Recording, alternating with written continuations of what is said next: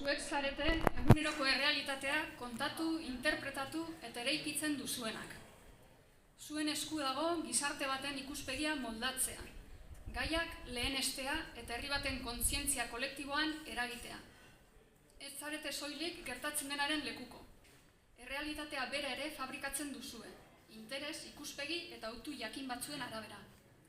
Euskal Herriaren azterketa zintzo batek erakusten du, hau herri menderatu bat dela. Mendeetan beste estatu batzuen mende bizi izan gara, oraindik ere halaxe bizi gara, eta egoera horrek gure egitura politiko, kultural eta sozialak baldintzatu ditu. Mendekontasun horrek ez du soilik eragin instituzionala izan, gure pentsamoldean geure buruaz dugun irudia eta gure jarduteko moduak ere moldekatu ditu. Hala, komunikabideek funtsezko eginkizuna dute. Menderatutako herri batean bi bide nagusi dituzte, edo menderatzailearen ikuspegia erreproduzitu, edo menderatuaren ikuspegia landu, indartu eta legitimatu. Ez dago neutraltasunik. Isiltasuna berak ere estatukoa indartzen du. Gaur egun, sarritan ikusten dugu gureak uste ditugun komunikabideek ez dutela estrategia nazionalik. Gure errealitatea beste estatuen markoan kokatzen dute, haien agenda eta erreferenteak lehenetsiz. Horren ondorioz, gure herria 2, 3 edo 7 zatitan zatituta, mendeko eta beti eskean agertzen da. Eskubideak, aitortzak edo baimenak eskatzen, bere kabuz jarduteko gaitasuna ukatu abalu bezala. Gainera, komunikabideek sarritan ezkutatu edo lausotu egiten dituzten mendekotasun egoeraren oinarriak, biolentzia estrukturala eta simbolikoa. Aldiz, arreta ia erabat bideratzen da bestelako gaietara, testu inguru historikoa eta politikoa desitxuratuz. Horrela, herri baten askatasun beharra lausotu egiten da, eta normalizatu egiten da mendekotasuna. Zuek, kazetariak, eragin handia duzue herri honen kontzientzian. Zuen lanaren bidez, agenda bat ezartzen duzue. Erreferente batzuk legitimatzen dituzue eta beste batzuk baztertzen. Zuen autuek baldintzatzen dute zertaz hitz egiten dugun, zer jotzen dugun garrantzitsutzat eta zer ikusten dugun nola ikusten dugun gure buruan.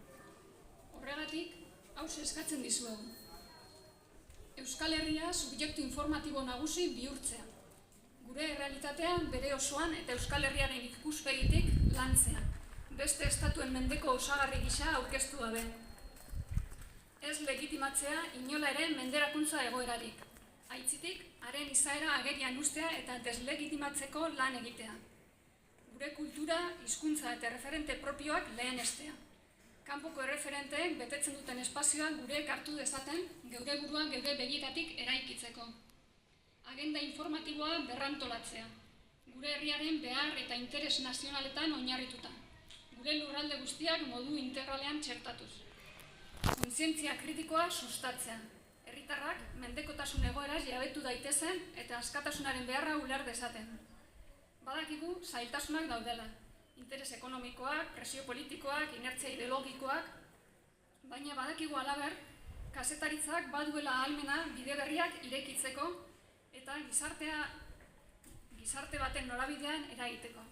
Gutun hau bereziki, oharkabean menderatzaileen betaurrekoak jantzita lanean didardu zuenentzat da, baita isilik zaudetenentzat ere. Isiltasuna ez da neutrala, dagoen egoera betikotzen du. Eta gaur egungo egoerak ez du bermatzen gure herriaren etorkizun askea. Dei egiten dizuegu, beraz, zuen lanaren bidez, Euskal Herriaren askatasunaren aldeko ekarpena egitera, zuen posiziotik, zuen tresnekin, zuen ahotsarekin. Herri honek behar zaituzte eta asmatuko du zuen konpromisoa saritzen.